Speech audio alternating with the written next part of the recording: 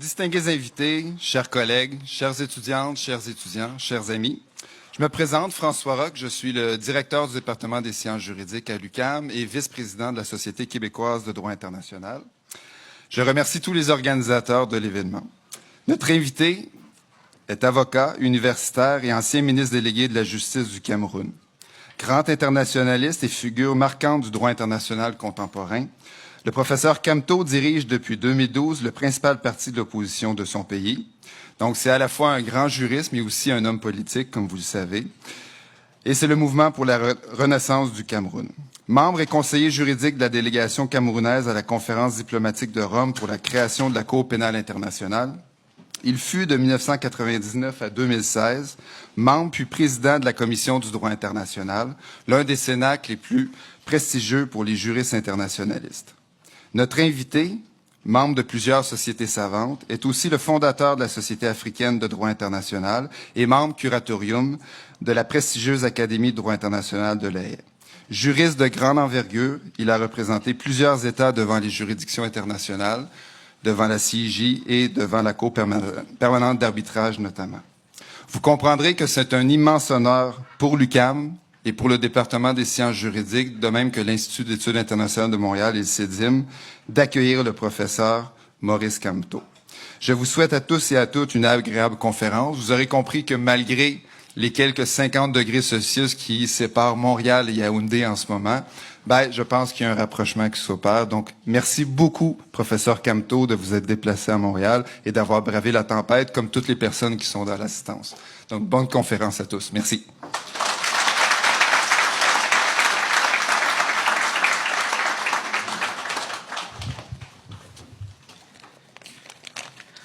Je serai bref. Mon nom est Olivier Barsalou. Je suis professeur au département des sciences juridiques et aussi directeur du Centre d'études du droit international et la mondialisation, le CEDIM.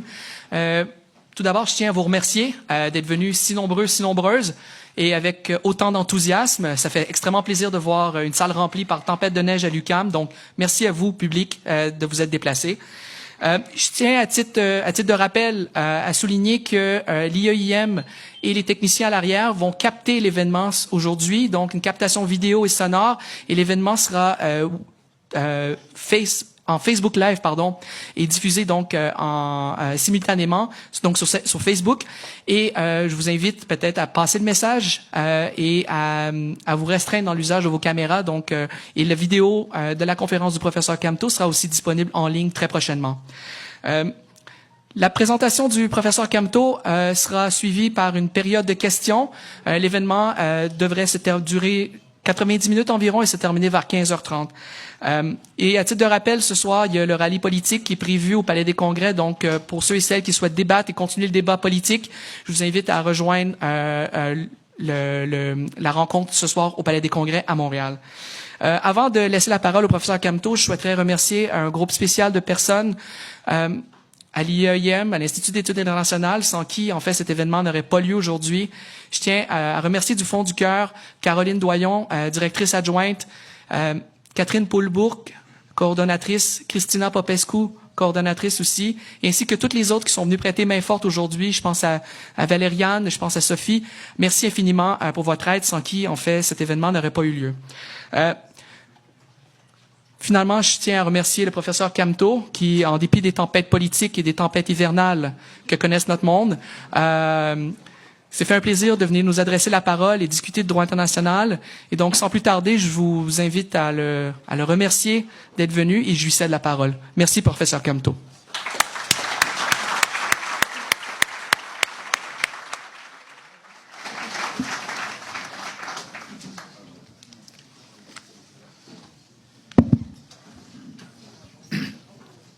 J'hésite entre rester ici et me tenir debout. Je crois qu'il est plus simple que je me mette debout.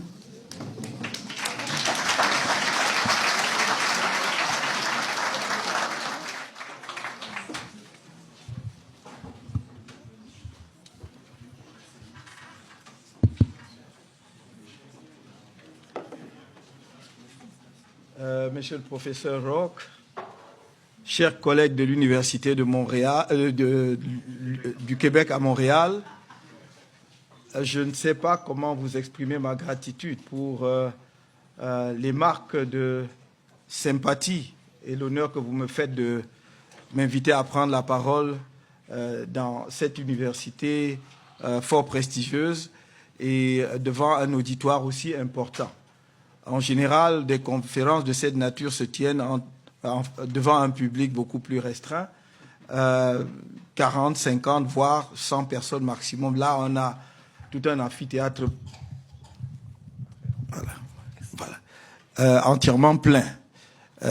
C'est donc pour moi l'occasion de remercier ceux nombreux qui se sont donné la peine, en dépit justement des intempéries, d'être là cet après-midi. Lorsque Alain Guy Sipo Tachou, pardon, il va me pardonner, j'ai toujours eu quelques difficultés avec son deuxième nom, m'a parlé de la possibilité de cette conférence et m'a demandé d'indiquer le thème d'une conférence.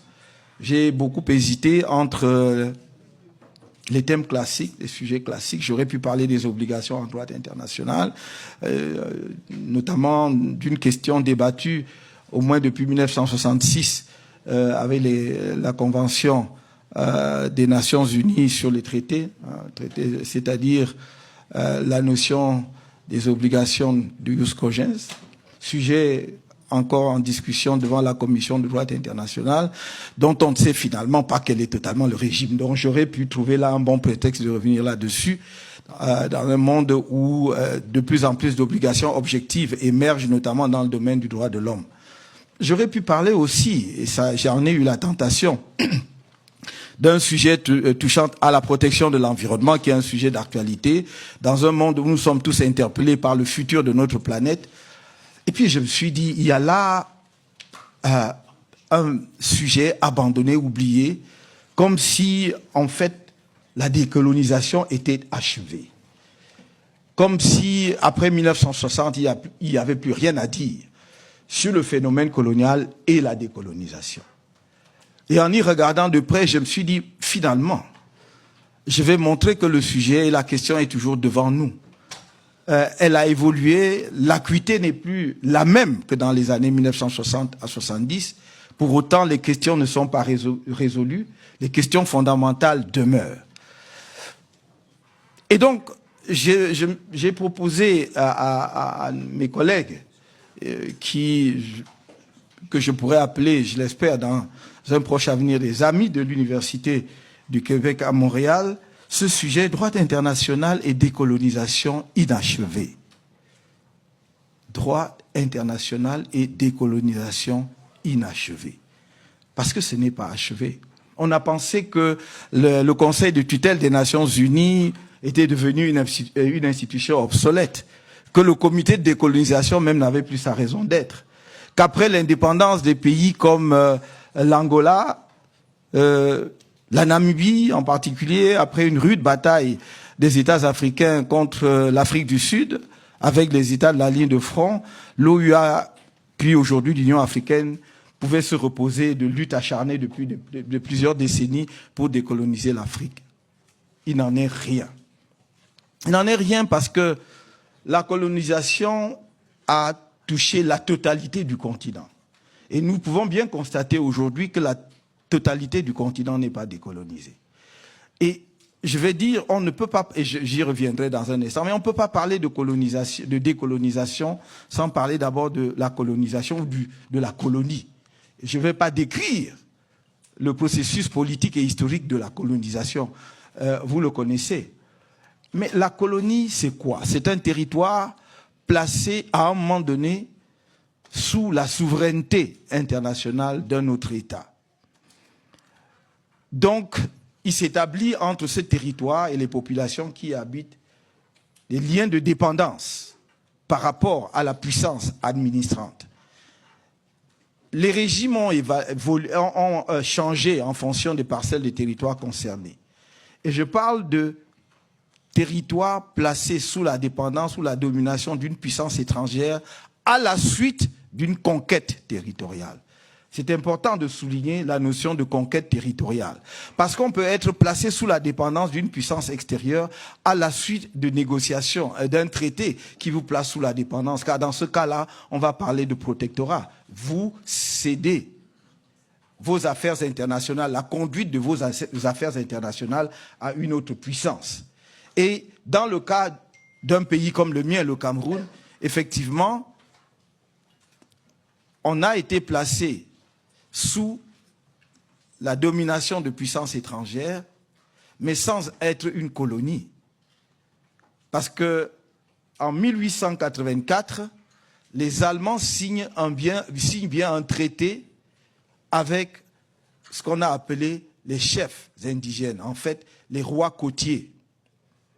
Et le 12 juillet 1884, le traité qui marque la présence coloniale allemande sur le territoire camerounais est signé, je dois le rappeler, est signé entre des firmes commerciales, la firme Voreman et les chefs camerounais, les chefs Douala locaux. Mais comment est-ce que cet accord commercial devient un traité international?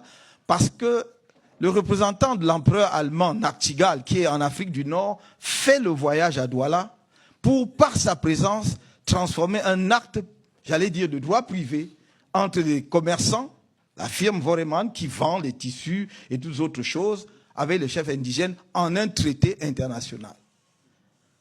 Bien entendu, plus tard, un certain nombre d'internationalistes occidentaux, gênés aux entournures par le déséquilibre de puissance qu'il y avait entre les territoires et les chefs locaux et les États européens déjà développés, vont introduire une nuance dans le régime de protectorat en distinguant le protectorat du droit interne du protectorat du droit international. Et on va dire, le traité entre les chefs indigènes et l'Allemagne était un protectorat de droit interne. Autrement dit, le Cameroun était placé sous le régime de droit interne allemand. Ce n'était pas un traité international. Mais c'est une, excusez-moi, c'est une fumisterie. Il ne peut pas y avoir deux régimes de traité. Si vous dites que c'est un traité conclu entre des souverains, peu importe la taille du souverain, peu importe sa puissance, ce n'était pas un problème de puissance, c'est un problème d'entité juridique.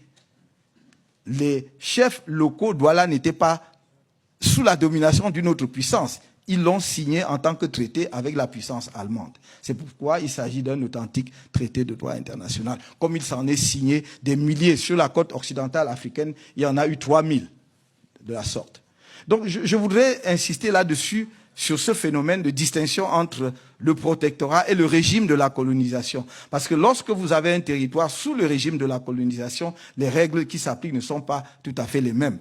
Le territoire colonisé est entièrement placé sous l'empire juridique de la puissance coloniale. C'est la puissance coloniale qui édicte toutes les règles, alors que le territoire sous protectorat est, en ce qui concerne le Cameroun, lorsque le régime international va s'installer avec le mandat et la tutelle, le mandat sous la SDN, la tutelle sous l'Organisation des Nations Unies, ce seront les règles prises par la puissance coloniale, mais sous le contrôle de la Société des Nations qui a duré brièvement, ou de l'Organisation des Nations Unies pour ce qui est de la tutelle. C'est important de dire cela. Pourquoi? Et voilà la colonisation. Pourquoi? Parce que la colonie va évoluer généralement vers un régime de souveraineté internationale de l'entité coloniale.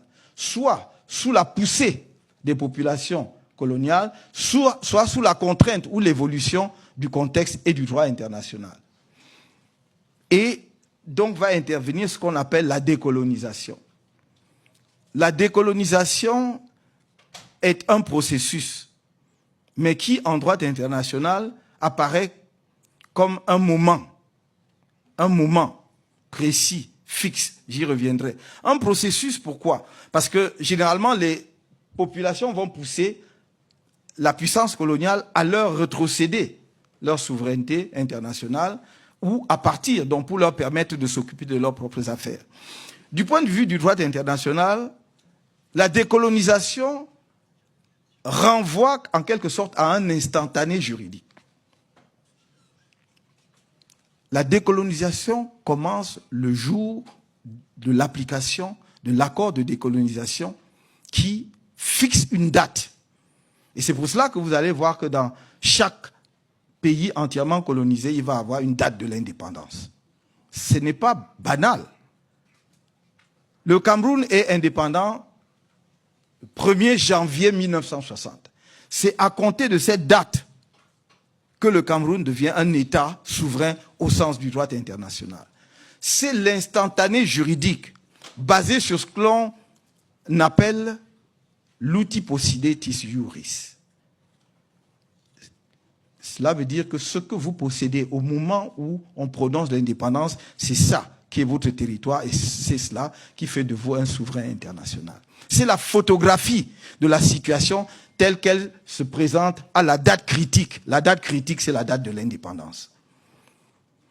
Vous me direz que c'est une fiction, et en effet, c'en est une. Mais le droit international vit de fiction.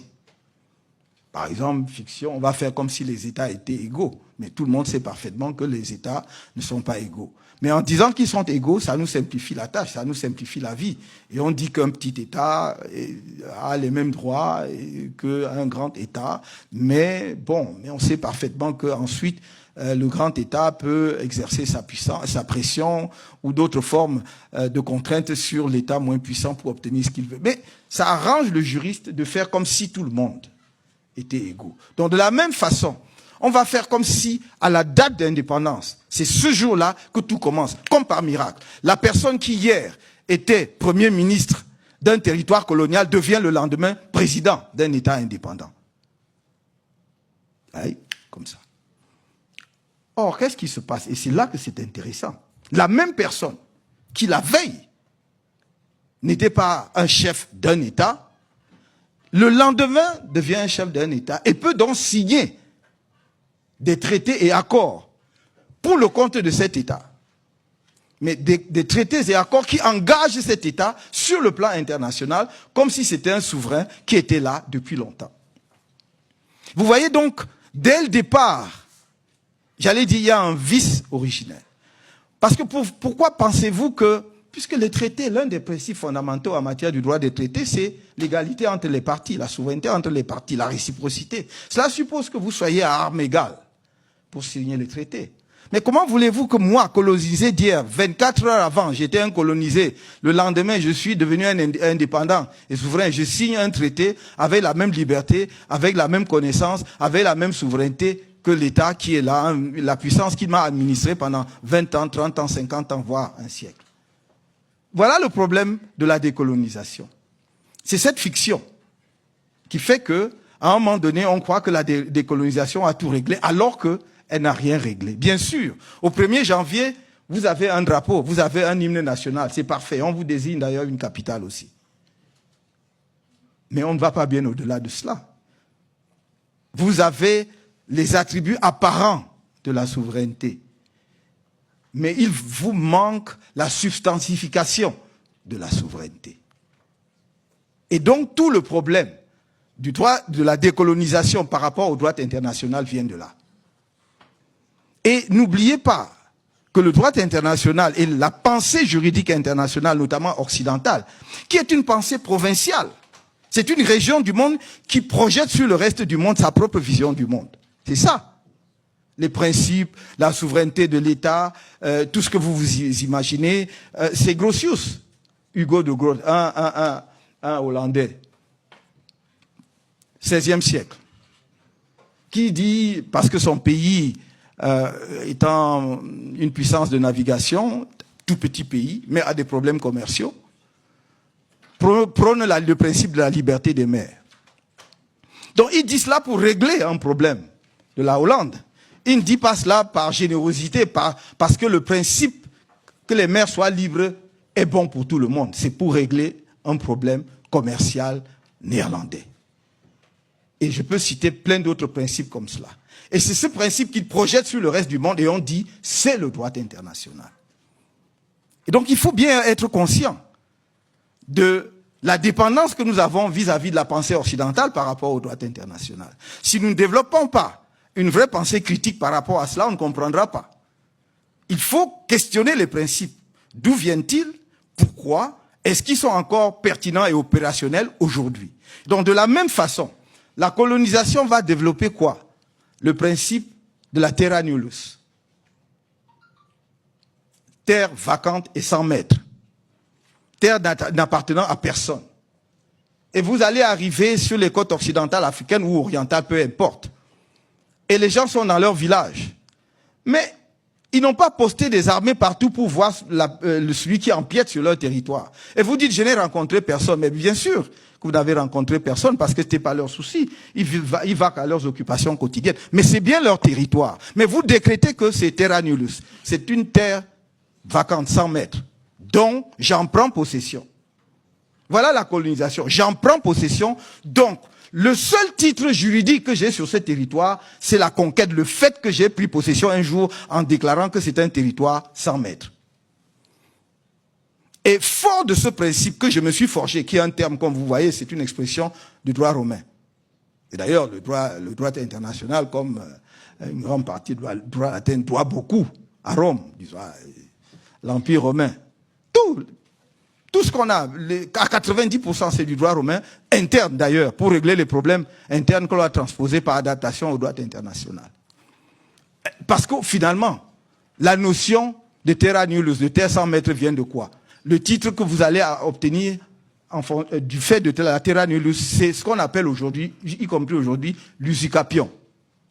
C'est-à-dire la prescription acquisitive. Le fait que je me sois installé sur un territoire qui n'appartenait à personne devient ma propriété du fait de l'occupation. Mais je dis, dans le cas de l'Afrique, les territoires n'étaient pas sans maître. C'est simplement que si moi je suis dans la forêt du Sud, je mène ma chasse, je ne suis pas obligé de planter un drapeau ni de mettre des bornes frontières. Comme chez vous. Donc, vous ne devez pas en conclure que c'est un territoire sans maître. Donc, on l'a fait. Donc, à l'indépendance, donc, on va prononcer cela. Et on va dire, la puissance coloniale a occupé un territoire qui n'appartenait à personne. Bon, maintenant, on a évolué. Il va vous concéder l'indépendance. Mais il va s'organiser pour que cette indépendance ne signifie pas la fin du contrôle sur ces territoires. Et vous allez voir que même l'aspect que l'on croyait acquis, c'est-à-dire la décolonisation territoriale, n'est pas terminé. À plus forte raison, le maintien des liens de dépendance, le maintien des liens de dépendance, qui fait que même dans la post-colonie, la colonisation continue encore. C'est autour de ces deux idées que je voudrais faire mon exposé très rapidement.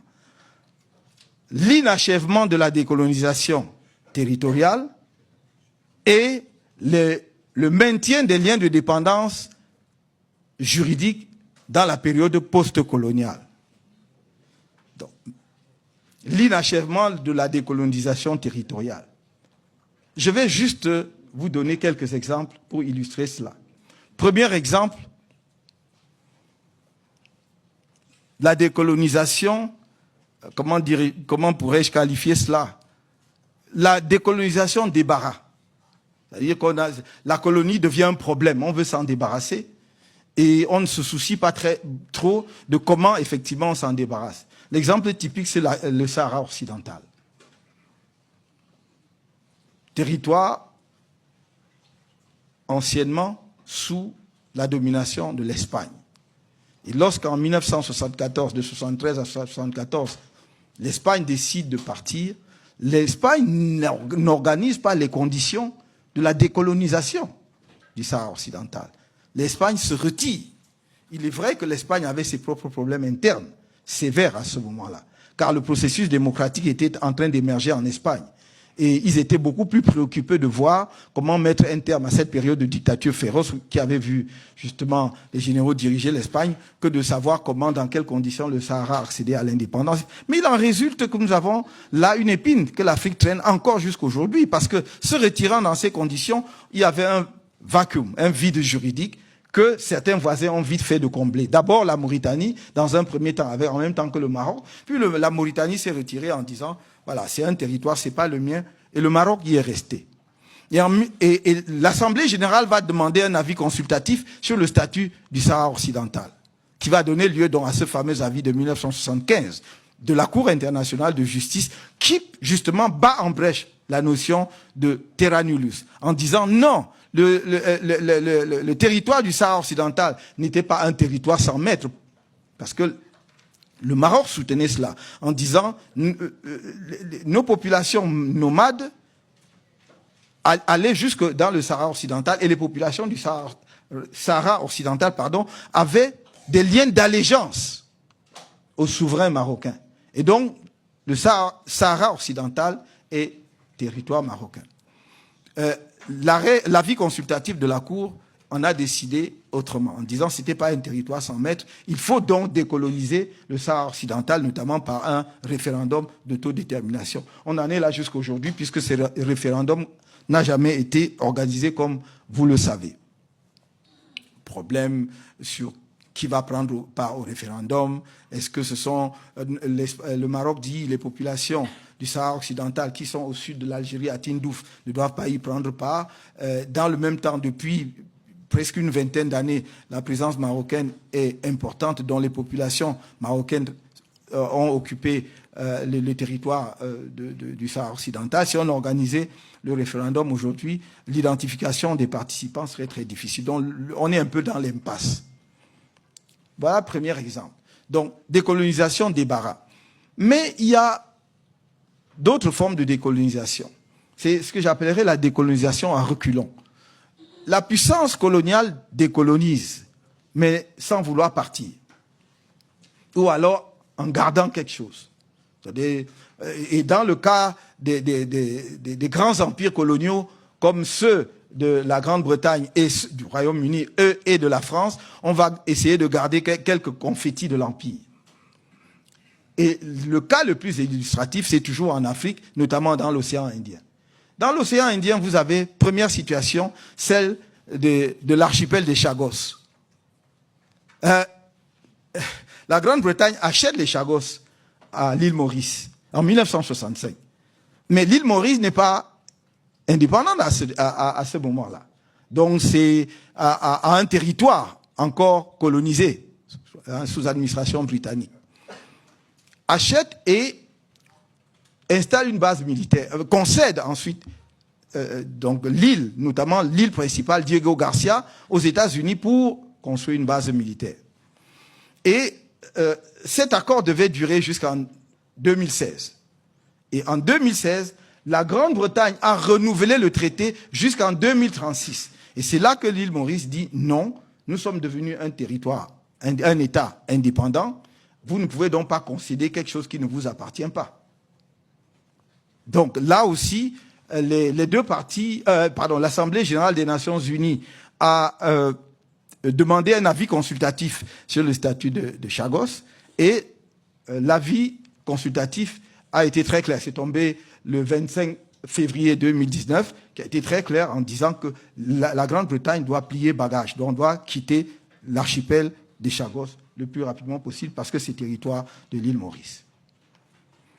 Deuxième exemple, dans l'océan Indien, c'est Mayotte. L'île de Mayotte fait partie des Comores, de l'archipel des Comores. En 1974, la France organise le référendum d'autodétermination dans les Comores. C'est un archipel composé de 4 îles. La Grande Comore, Moélie, Anjouan et Mayotte. Les populations des Comores votent. Dans les 3 îles, Grande Comore, Moélie et Mayotte, elles votent à environ 99% pour l'indépendance. Sur l'île de Mayotte, les populations votent à 63% pour le maintien dans la République française. Mais je dis bien, il s'agit d'un archipel, donc d'un seul État. Donc, normalement, on devait additionner les voix de l'ensemble des 4 îles pour déterminer si les populations des Comores ont décidé d'être indépendantes ou de rester dans la République française. Mais là, pour le coup, on a fait du sissonnage. On a dit, voilà, on reconnaît l'indépendance des 3 îles qui ont voté à 99% pour l'indépendance, mais la 4e, où on a voté à 63% pour le maintien, on l'enlève. Et elle devient partie du territoire français. Et comme vous le savez, en 2011, on a départementalisé Mayotte, c'est-à-dire que Mayotte est devenu la 101e département de la France et 5e département d'outre-mer de la France. Mais je dois dire que dès 1974, et de façon plus précise en 1975, l'Assemblée générale des Nations unies, par une résolution 3385 de 1975, a dit clairement que la puissance coloniale devait respecter l'unité et l'intégrité territoriale des Comores. Et donc avait décidé de ne pas reconnaître le détachement de Mayotte par rapport à l'archipel des Comores. L'Organisation de l'Unité africaine a voté dans le même sens une résolution. Et en 2011, d'ailleurs, lorsque la départementalisation a eu lieu, il y a eu une nouvelle résolution de l'Assemblée générale et surtout des prises de position de l'Union africaine qui ont condamné très clairement justement la souveraineté française sur Mayotte et la départementalisation. Vous voyez donc que par ce comportement, les puissances, qu'elles soient britanniques hier jusqu'à l'avis consultatif, on verra d'ailleurs ce que les Britanniques vont faire de cet avis, puisque un avis consultatif n'est pas un arrêt de la Cour internationale de justice, il n'est donc pas contraignant, même si en pratique jusque-là tout le monde respecte les avis consultatifs de la Cour internationale de justice. Je crois que la Grande-Bretagne n'a pas encore décidé clairement ce qu'elle entend faire de cette résolution. Donc que ce soit dans ce cas-là ou dans le cas de Mayotte, nous sommes dans une situation où le principe de l'autodétermination, le principe du droit des peuples à disposer d'eux-mêmes est battu en brèche. Donc il y a une rébellion de la puissance contre les règles du droit international quand ça les arrange. Je rappelle que ce principe d'autodétermination et du droit des peuples à disposer d'eux-mêmes, qui avait été formulé et surtout expérimenté pour la première fois dans les années 1900, notamment avec l'avènement, enfin la création de la Turquie et les États de la région, a été adopté sous forme d'une résolution de l'Assemblée générale des Nations unies en 1960 et que tout le monde, enfin la plupart des internationalistes considèrent qu'il s'agit désormais d'un principe du droit international coutumier.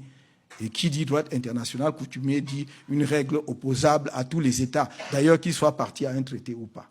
Et donc, on voit bien que dans le cas d'espèce, il n'y a pas respect d'une règle du droit international dès lors qu'une puissance estime que ses intérêts vont à l'encontre. Et donc, du coup, pour faire un rapprochement avec l'actualité, vous voyez combien inextricable peut être la situation, par exemple, de la Crimée. Si vous dites, vous condamnez un État parce qu'il a envahi la Crimée et il a étendu sa souveraineté là-dessus, alors que vous-même, enfin, vous devez être mal à l'aise parce que, bon, vous avez également, par le biais...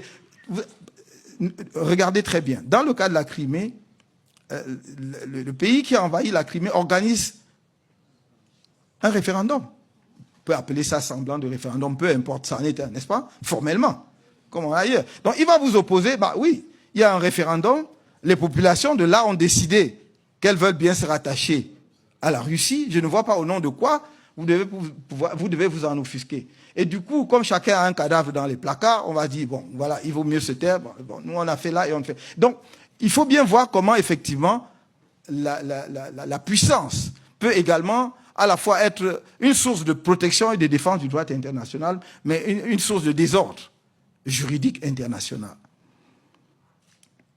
Je ne vais pas m'attarder sur le cas des îles éparses, parce que c'est une situation pendante.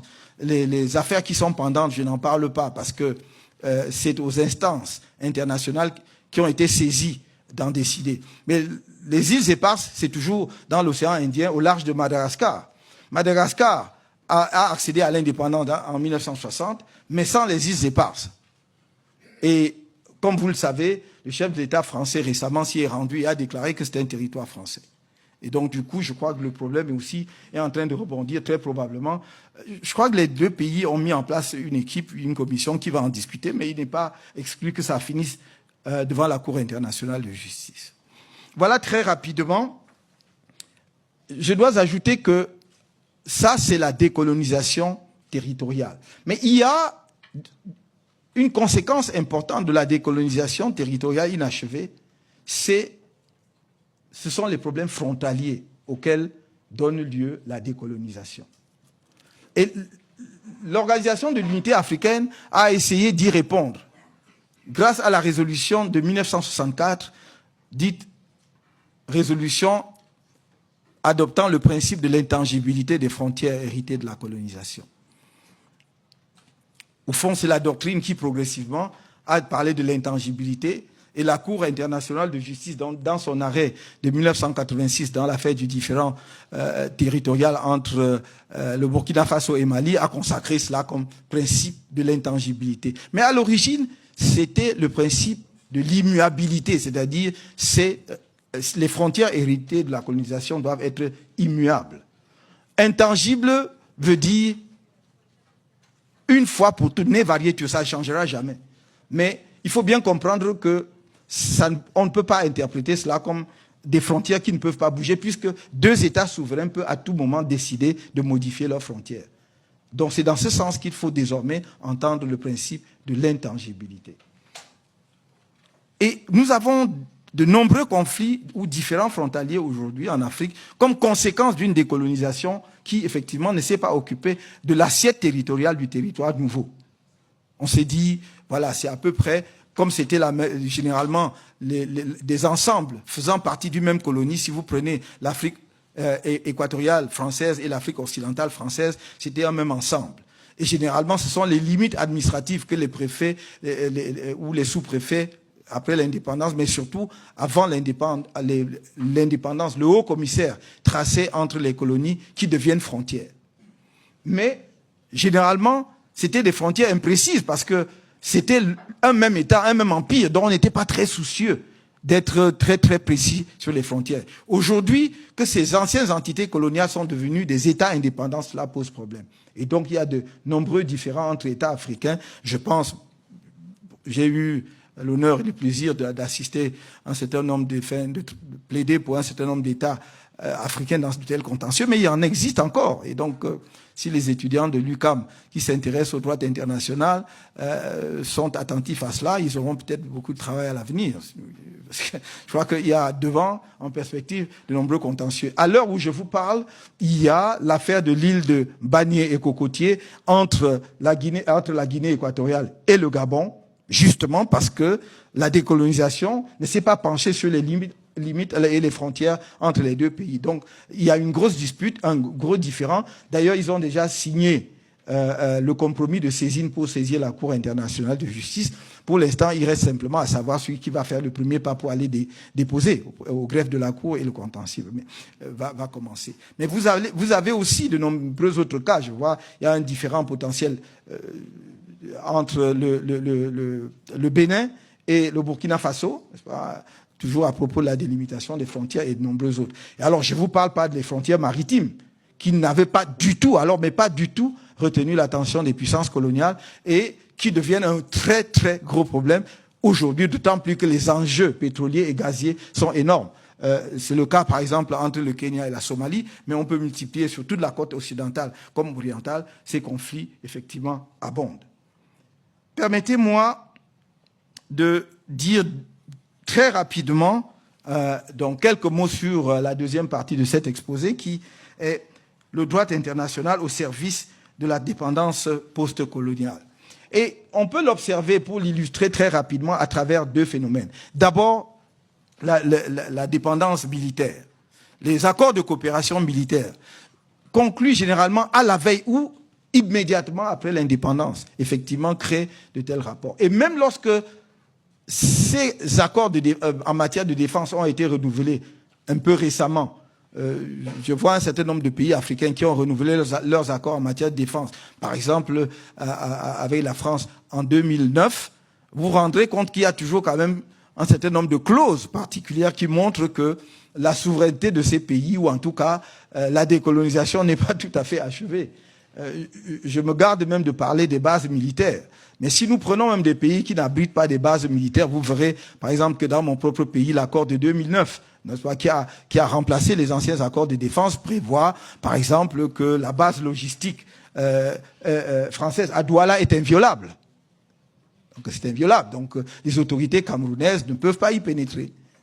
Donc les militaires ne peuvent pas y pénétrer, de la même façon qu'il y a une exonération, disons, des taxes douanière et fiscale, donc pour tout le matériel, les équipements qui y va. Juste ça. Je donne juste ça à titre illustratif. J'ai pas le temps d'analyser tous les accords dans les autres pays. Et ça, ce sont des accords plus récents. Les accords des années 59 à 60 étaient, j'allais dire, allaient bien plus loin et vraiment installer des relations de dépendance, puisque d'ailleurs, ce sont des accords qui permettaient à la puissance anciennement administrante d'intervenir pour maintenir au pouvoir, n'est-ce pas, tout gouvernement qui était signataire d'un tel accord et qui estimait qu'il pouvait être mis en danger par sa propre population.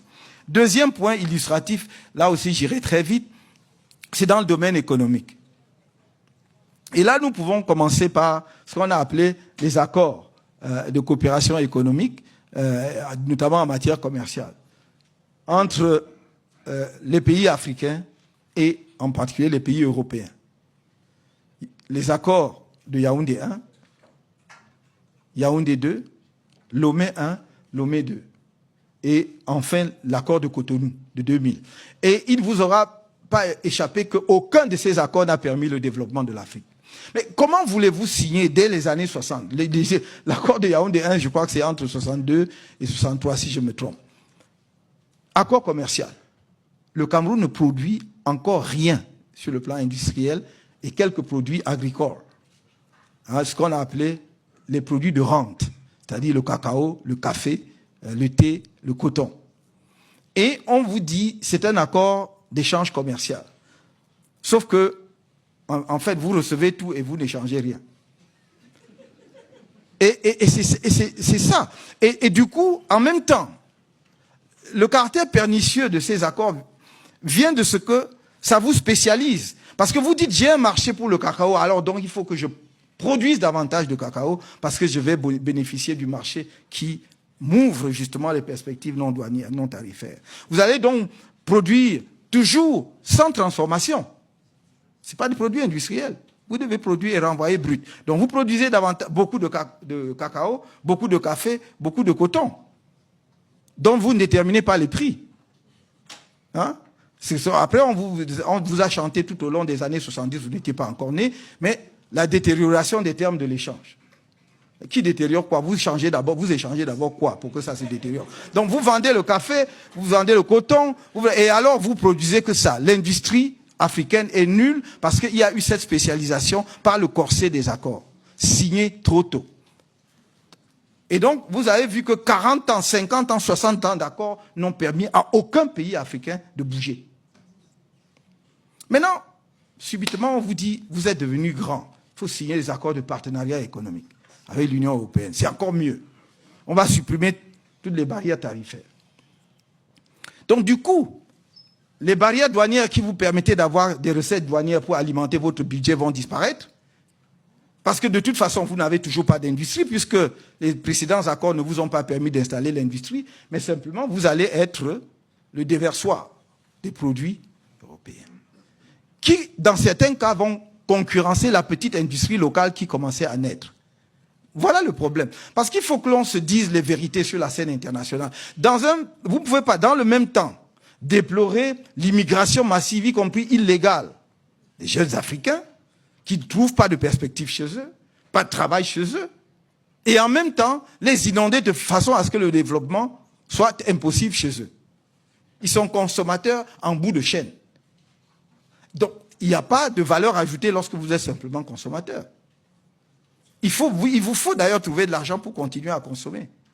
Donc, voilà pourquoi je mets ces accords-là au rang des accords postcoloniaux qui solidifie les liens de dépendance coloniale.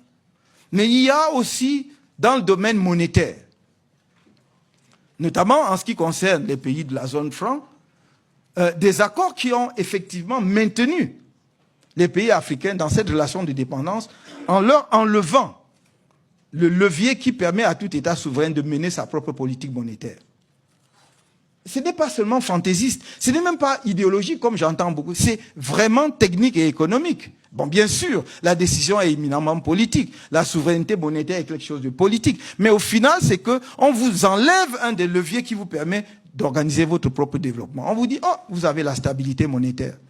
Qu'est-ce que vous faites avec la stabilité monétaire grâce à une parité fixe? Les experts nous disent, bah non, cette stabilité vous permettait simplement d'assurer aux entreprises de la puissance dominatrice de venir s'installer en sachant que l'argent qu'il investit chez vous, il ne perdra pas un centime dessus puisqu'il a une parité fixe. Oui, alors que par le jeu de la politique monétaire, par le jeu de la dévaluation et tout ce que vous voulez, vous pouviez justement avoir une marge qui vous permet effectivement de modifier les rapports. Donc, c'est stable, c'est fixe. Il investit 10 francs, il sait que je retirerai 15 francs et il est sûr qu'il retirera les 15 francs parce que la parité fixe de la monnaie vis-à-vis de la devise métropolitaine hier et vis-à-vis de la devise européenne lui garantit cela.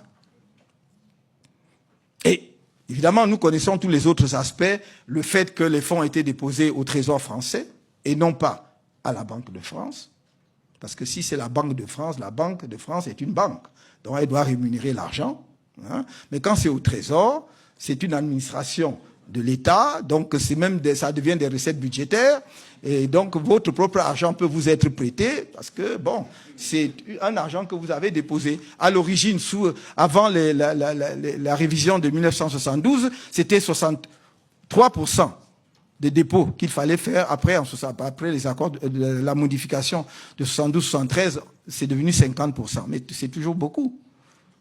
Sans compter que lorsque ce panier commun de réserve, puisque tous les pays de la zone franc mettent dans le même panier, la garantie que vous donne le pays, vous ne l'appelez pas tout le temps parce que les pays qui ont davantage de réserves soutiennent ceux qui n'ont pas assez de réserves, sans qu'ils aient à intervenir. Donc, si la Guinée équatoriale ou le Cameroun a davantage de réserves parce qu'il a vendu plus de pétrole et que la Centrafrique n'a pas assez de réserves, il va y avoir donc un jeu de compensation. On n'appellera pas la France en garantie, puisque vous pouvez faire ça entre vous. Et si votre compte d'opération au Trésor français devient déficitaire, normalement, c'est là que le garant doit jouer, parce qu'il doit approvisionner le compte. Mais il ne le fait pas. À ce moment-là, il vous impose la dévaluation. Donc, nous sommes là face à des accords et nous avons suivi dernièrement que quelque chose a commencé à bouger sur ce terrain-là. C'est bon, très bien, ça va dans la bonne direction. Moi, je dis, il faut voir ce que ça va donner parce que le diable est dans les détails. Donc, on est sorti de l'appellation déjà, symboliquement, on est allé à l'éco. Donc, c'est plus le franc CFA, ce sera l'éco. Où seront déposées les réserves? Est-ce qu'il y aura encore des réserves? Apparemment non. Tant mieux. Mais il y a quelqu'un de généreux qui se propose pour continuer à être garant. Et tout le problème est là. Alors, voilà. Alors, si vous garantissez, parce que dans l'accord de 1972, l'article 7 disait que la BEAC est une institution multinationale africaine à la gestion et au contrôle duquel participe la France en contrepartie de la garantie de sa monnaie. Voilà, ça ce sont les termes. Vas-y, exact, je cite de mémoire, mais c'est cela, de sa monnaie. Bon, donc, c'est en vertu de la garantie de sa monnaie qu'elle devait participer à la gestion et au contrôle. Maintenant, elle vous dit, bon, très bien, c'est l'éco, et puis vous ne déposez même plus chez moi, mais je suis garant. Donc, la clause en vertu de laquelle elle participait à la gestion et au contrôle demeure. C'est pour cela que j'ai dit, on m'a posé la question il n'y a pas longtemps, et j'ai dit, donc le diable est dans les détails, on nous a annoncé un accord entre le ministère français des Finances et les institutions financières de la zone franc en Afrique, c'est-à-dire BEAC et BCAO en Afrique occidentale. Pour l'instant, la BEAC observe encore. Non.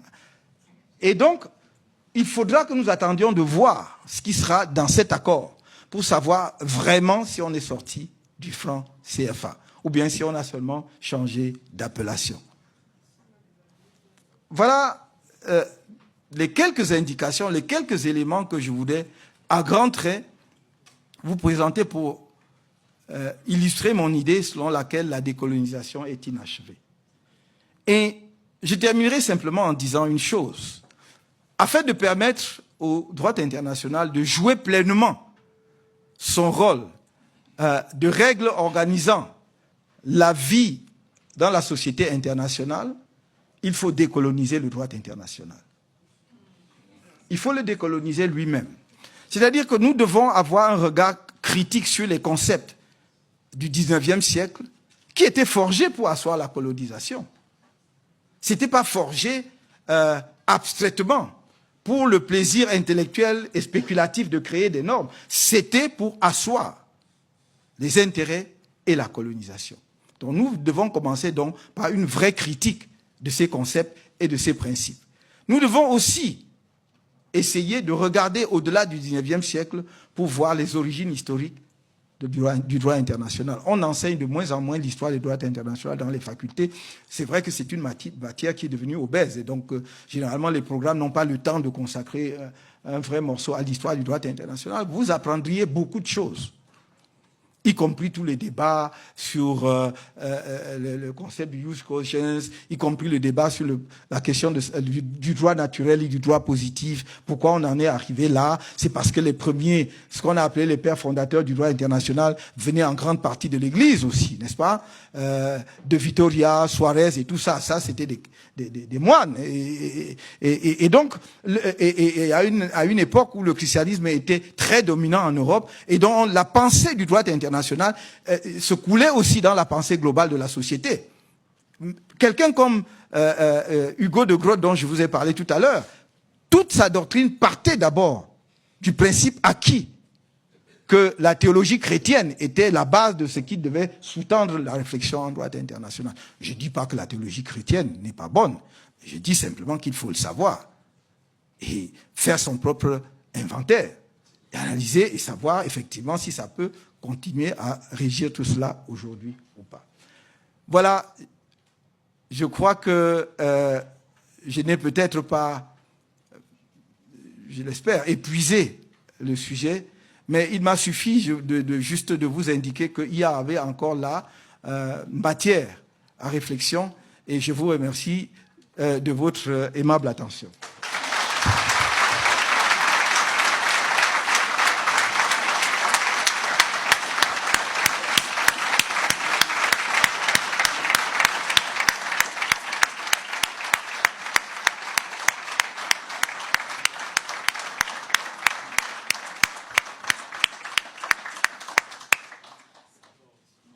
Merci, professeur Camteau, pour cette lumineuse et fantastique conférence. On a la salle jusqu'à 15h30. Je crois qu'on peut prendre quelques questions, mais avant de procéder aux questions, j'ai juste à titre de rappel, il y a 2 micros de part et d'autre, un micro de part et d'autre de la salle. Si vous voulez poser une question, je vous invite à vous lever et aller vous mettre en rang pour poser la question au micro afin que tout le monde dans la salle puisse vous entendre. Et autre chose, je tiens à souligner et à la rappeler, on a une salle voisine qui est pleine aussi, qui malheureusement on ne pouvait pas accommoder.